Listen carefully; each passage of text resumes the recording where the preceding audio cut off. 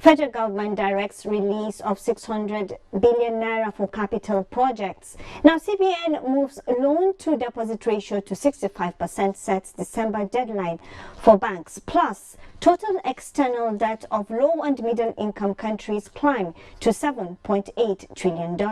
The program is Business Express, reaching you from Abuja, the nation's capital, on the NTA. I am Amina Noujaim.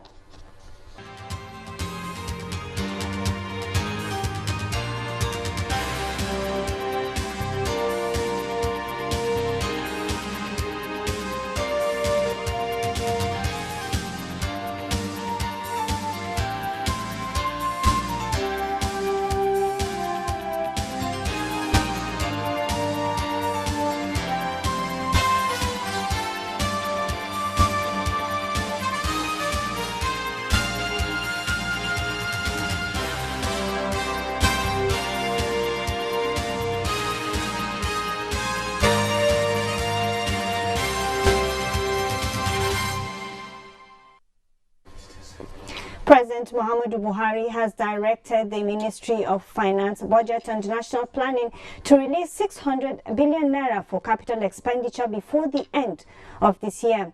The president, in a nationwide broadcast to mark Nigeria's 59th independence, said it is the desire of his administration to significantly increase investment in the nation's critical infrastructure.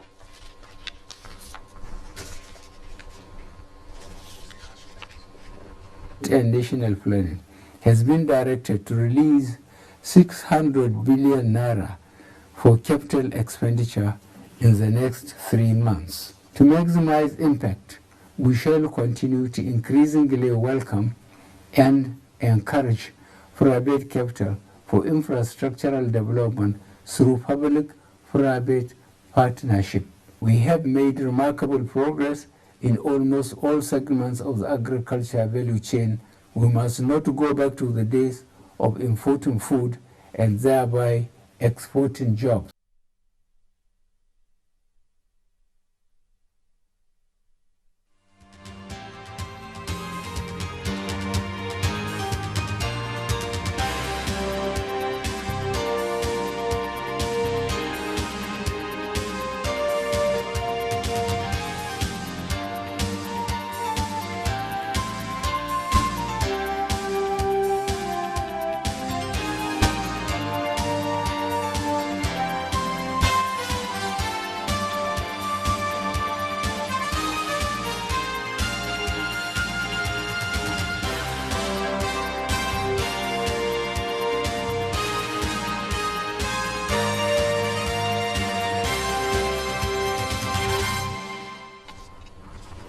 To further analyze the issues raised by the president in the broadcast to commemorate the nation's independence is an investment analyst, Ni Akinsiju.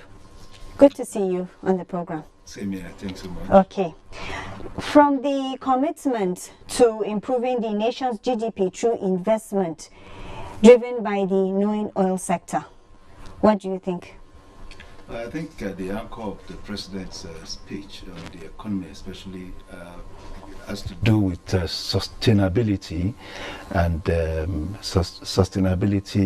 and most importantly inclusiveness. It's if you look at our history in the recent past. Sorry, before you continue, let me add the key sectors: agriculture, mining, and manufacturing. Yes, the philosophy itself is what should concern us. That's the philosophy that is the undercurrent of the president's submission, which has to do with sustainability and inclusiveness. Don't forget that the president also noted that we have experienced growth in the past, but these growths were more or less pushed by crude oil prices and quantity produced, and therefore, when there is a reverse in that template, we always go back to a boom period from our boom period. So I think the president is well aligned, in that thinking of sustainability and inclusiveness. And how do you ensure a sustainable economic environment? Go back to that sector that ensures more jobs, the possibility of creation of more jobs. Go back to that sector that would include more people. Go back to the sectors that will ensure the circulation of poor people out of the vulnerable class, and that's where it made mention specifically of the agricultural sector, the manufacturing sector, and of course the creative sector. These are important pivots of economic development. You're talking about various sectors. What value is livestock and agro-processing in all of this? They are strong because agro-processing is the secondary stage, of what we do now by adding value. Because what we do now is still it's more or less of subsistence farming. We have fortunately, over the last 4 or 5 years, moved away from that alienated sort of subsistence farming to a more coordinated, organized one, thankful to the ANCOS Borrowers Program, where the CBN is organizing farmers in cooperatives and all that. So now, what we now need to do is to add value. And adding value has to do with agro-processing. So you can now take whatever product you are producing and also derive so many byproducts from it. That is agro-processing, more or less. The creative industry is natural to us. Don't forget that the current figure is that we are the second largest producers of movie, video movie and all that in the world, and we have capacity and potentials, to do better. And more than that, the creative industry employs more people. And what we need now in the critical area of economy are sectors that can employ more people. Since we have issues with employment, and it's at the base of our economic issues, as it were now. So we need to focus, government needs to focus on these sectors, as the president has said. The creative sector especially grew out of an informal activities of a number of people, and today is employing more than 1 million people. Now, still talking about growing the economy, the economic recovery and growth plan. How do you see this impacting the performance on the economy, considering the fact that there is an expiry date? Yeah, it's a medium-term program, and I think so far, so good. Don't forget that it's the strategies outlined in the Economic Recovery and Growth Program that exited us from the recession, and that has also taken us on the growth trajectory, as it were. So there are, of course, in the works now, another program that will now take off from the expiry dates of the ARGP. The ARGP has served its purpose. It has stabilized us, and the president talks about economic stability, talks about monetary stability, and talks about foreign exchange stability. And of course, at the time the ARGP was being introduced, our foreign reserve was as low as $23 billion. It had gone to as high as $48 billion. But now it reduced, because of the need to also defend the naira and some other factors. It is now at 42 billion. But it's still a huge difference to that low, October 2016. So, and the president made reference to that. So the ARGP has done well. It has shown that it would meet most of the major objectives, set out for it. So I think it's a good one for us. We are still talking about the expiration of the ERGP. Concerning job creation, what main efforts do we see the government putting energy into to really make an impact?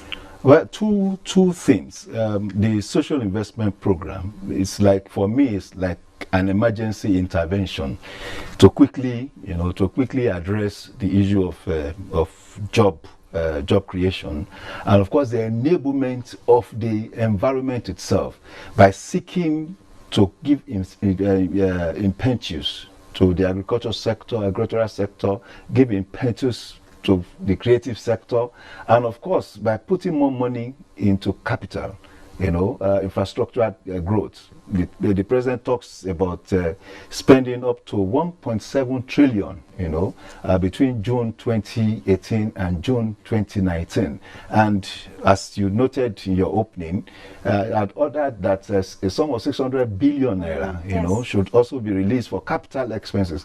These are efforts to provide liquidity in the economy, and by providing liquidity, it increases the momentum of economic activities, creates more jobs, enhance more demand powers. Now, the PIB bill, it's been going back and forth. Why is it important? Well, the truth of the matter is crude oil still remains the main or the principal factor for economic growth. And the president noted, in that speech that we have made so many misses when we were supposed to use income or earnings from crude oil when the prices were high.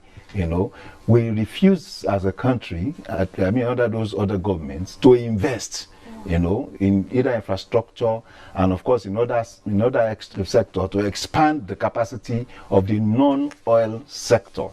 But now the president has seen the importance of this, and the PIB is a structured approach, to one, incentivize the sector by bringing in more investors, because the PIB will tell you the role, the role and the possible potentials the investors can latch onto.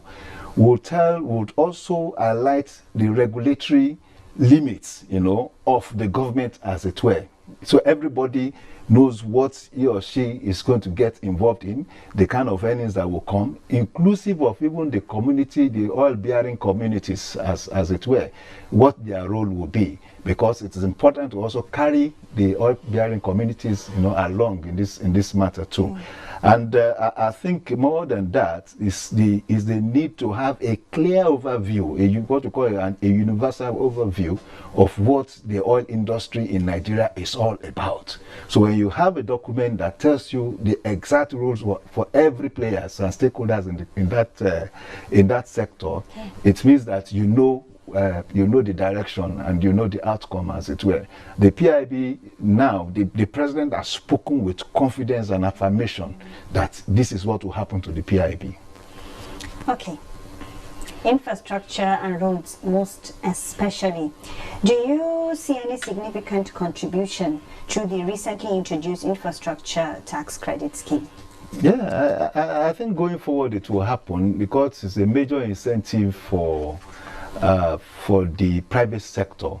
The private, what the government has done is to clearly tell the private sector, rather than you pay in cash, you can do this in kind. So it is not as if there's any extra demand being made on the part of players in the private sector. So it's just about saying, we have outlined this number of roads, across 11 states.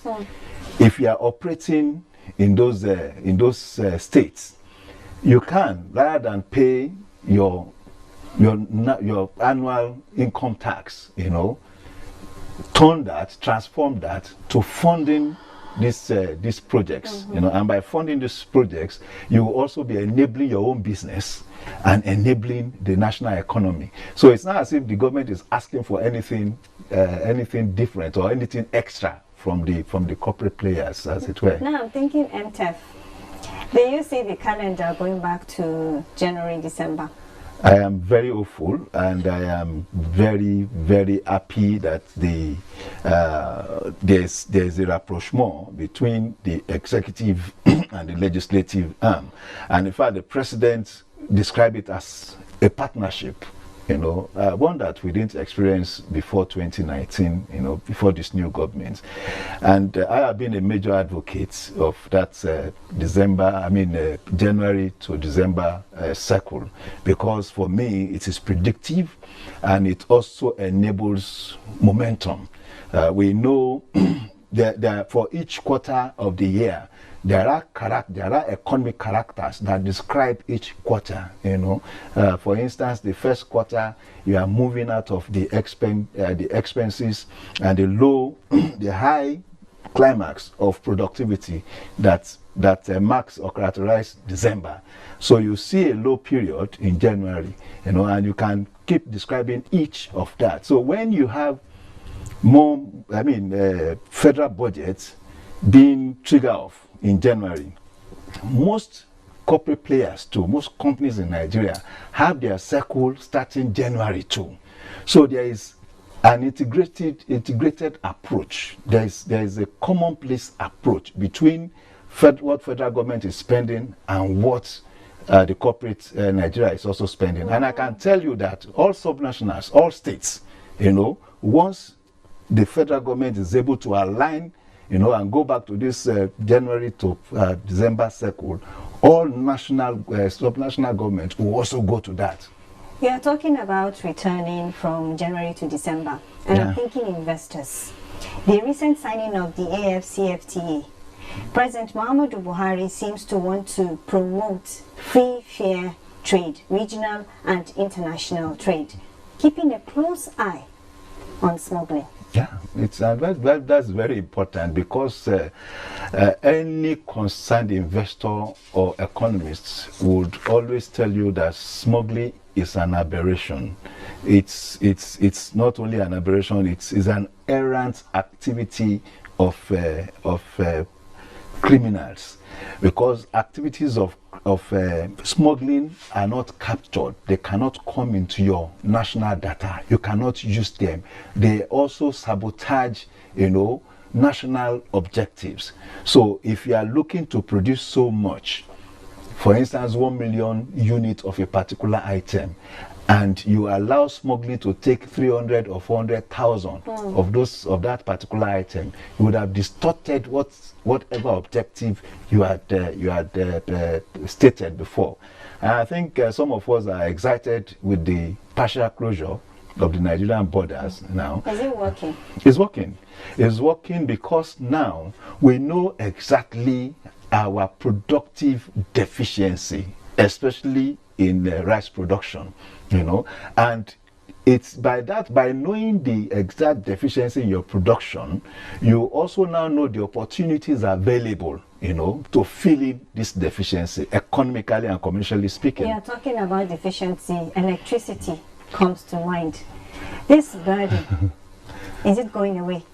I think from what the president outlined, in his speech yesterday, I am also hopeful, sanguine about it, because when you talk of end-to-end solution that will be provided by the agreement with Siemens, I think it gives us hope, because it will be an overlay on the arrangement we have now. And we all know that the arrangement or the architecture, the electrical architecture we have now are not exactly too efficient, perhaps, of course, because of legacy issues. But with Siemens, we are sure that once it is activated, over the next 2 years, we are sure of close to 11,000 megawatts, what the president called 11 gigawatts, And if we do that as an emergency intervention, it will help our economy. It will help our standard of living, and our way of lives. Once you're able to achieve that, things will now keep moving. And don't forget that momentum leads to momentum. When we are able to achieve this, the other non-off-grid energy activities will also start coming, solar and all those associated energy activities too. We'll keep a close eye on developments as they unfold. Definitely. Me, I can see you. Thank you for joining us on the program. My pleasure as always. Thanks so much. Dollar held down after decade low U.S. manufacturing data.